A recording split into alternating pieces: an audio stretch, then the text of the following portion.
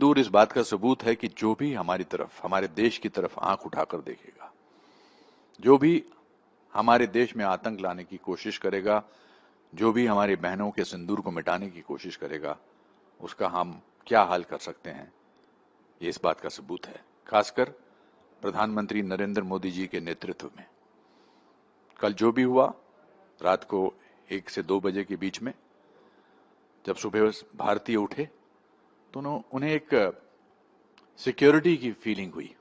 उन्हें इस बात का एहसास हुआ कि हमारे देश का नेतृत्व, हमारे देश की आर्मी, हमारे देश की सेनाएं बहुत ही हमें सुरक्षित महसूस कराती हैं। फिर उससे बड़ी बात जो थी, जो इसका डिस्क्रिप्शन दिया गया, इसका डिस्क्रिप्शन 2 महिलाओं ने दिया, महिलाओं ऑफिसर्स ने, कर्नल सोफिया कुरैशी ने और विंग कमांडर व्योमिका सिंह ने। उन्हें देखकर मेरा दिल, मेरा मस्तिष्क, मेरी छाती गर्व से ऊपर हो गई। ये हमारी देश की महिलाएं हैं। महिलाओं के सिंदूर को मिटाया गया और महिलाओं को ने बताया हमको कि हमने दुश्मन देश के साथ क्या किया है। देखिए, इसीलिए हमारे नागरिकों के लिए बहुत इंपॉर्टेंट है कि हम भी अपना कर्तव्य निभाएं देश के लिए। बहुत ज्यादा न्योछावर करते हैं देश के सेना के लोग, अपनी जानें, किसी का भाई जाता है, किसी का पति जाता है, किसी का बेटा जाता है। इसलिए हमारा भी कर्तव्य है कि हम भी अब जहां भी कहीं सेना के किसी भी जवान को देखें, उन्हें सल्यूट करें, उन्हें गले लगाएं अगर ऐसे हालात हैं, और इस बात का एहसास दिलाएं कि thank you so much, thank you कि आपने हमें ऐसा महसूस कराया। और मैं प्रधानमंत्री नरेंद्र मोदी जी को धन्यवाद देना चाहता हूं 140 करोड़ लोगों की तरफ से कि ऐसे नेतृत्व। मैंने 1962 का वॉर देखा है, चाइना का वॉर, 65 का वॉर देखा है, 71 का वॉर देखा है, सारे वॉर्स देखे हैं। मैं वेस्टर्न कमांड हेडक्वार्टर्स उन दिनों शिमला में हुआ करता था और मैंने आर्मी के लोगों को देखा है। मुझे हमेशा उनको देखकर सैल्यूट करने का दिल करता है। ये सिर्फ वॉर के टाइम की बात नहीं है, ये उसकी भी बात है जब इस तरह का हादसा ना हो। और मैं एक चेतावनी देश के उन लोगों को देना चाहता हूं जो इसके लिए नेगेटिव बात करेंगे या इसके बारे में कोई अलग पहलू दिखाने की कोशिश करेंगे। चेतावनी ये है कि ऐसा मत करना। अब की बार 140 करोड़ लोग आपको देश से बाहर निकालने की पूरी कोशिश करेंगे, क्योंकि वो दृश्य हमारी आंखों के सामने से जाते नहीं है। पिछली बार तो सबूत मांगा गया था, इस बार तो सबूत के साथ ये हुआ है।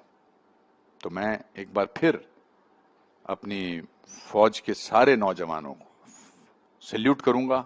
जय हिंद, जय भारत। जो पहलगाम में हुआ वो हम सब ने बहुत बहुत क्लोजली ऑब्जर्व किया और बहुत दुख हुआ।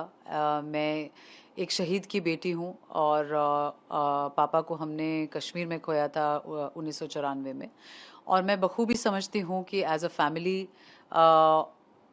क्या ड्रास्टिक सर्कमस्टांसेस आपके सामने लाइफ खड़ी कर देती है। और ये बहुत बहुत बहुत दर्दनाक और दुखदायी बात है।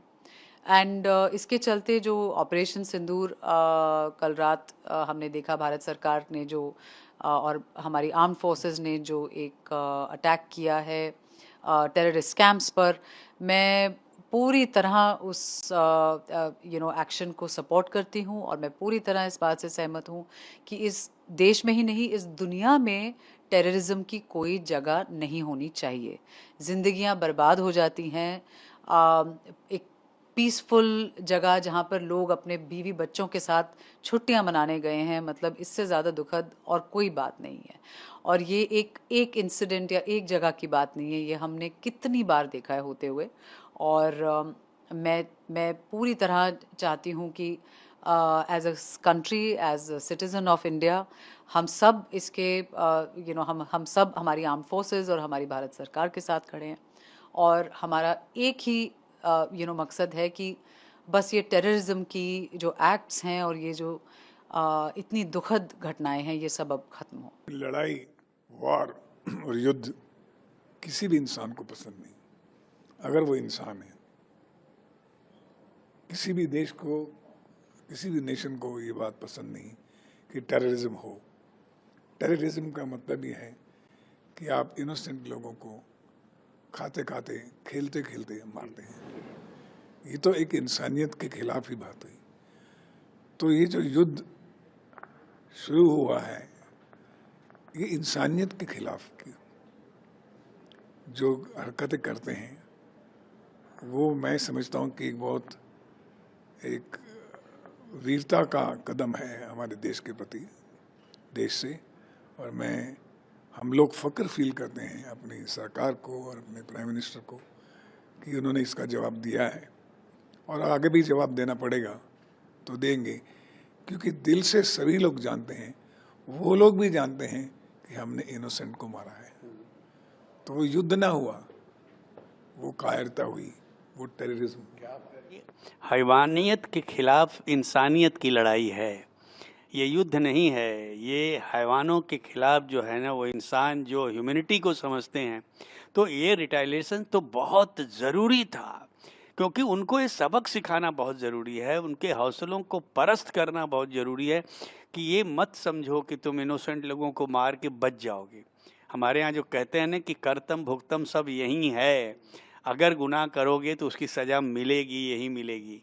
और मैं सरकार को, भारत सरकार को बहुत सारी बधाइयाँ देता हूँ कि लोगों के मन में जो आक्रोश था, लोग जो चाहते थे, आज उसको मोदी जी ने लोगों को कहा कि आप घबराइए मत, मैं आपके साथ हूँ, पूरा देश हमारे साथ है। तो जो हुआ है हम उसके बहुत पक्ष में हैं, और हम चाहते हैं कि आइंदा वो लोग इस तरह का हौसला नहीं करें और दोबारा हिम्मत नहीं करें हिंदुस्तान की सरजमीन पे इस तरह की हरकत करने। मैं अपने जवानों को कहना चाहता हूं कि ये जो फिलहाल शक्ति मिलेगी आपको,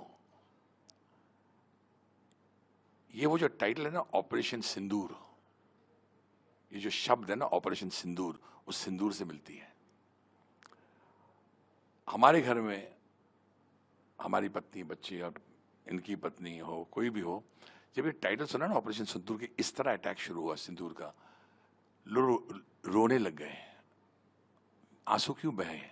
क्योंकि जिस लड़की का जो पति, जिसकी जेब में शायद 2000 रुपये भी नहीं होंगे उस वक्त, या 3000 रुपये होंगे, भेलपूड़ी खा रहा होगा, चने खा रहा होगा, अपनी बीवी के साथ, पत्नी के साथ पहलगाम के नज़ारे देख रहा था, उस वक्त उसका सुहाग मिटा।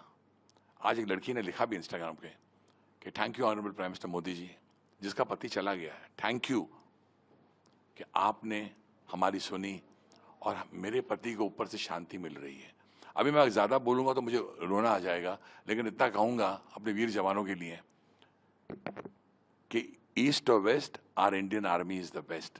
There is no army, no navy, no air force better than our forces. और अब पता लगेगा why we are the best. God bless Narendra Modi ji, god bless India. जय हिंद, जय भारत।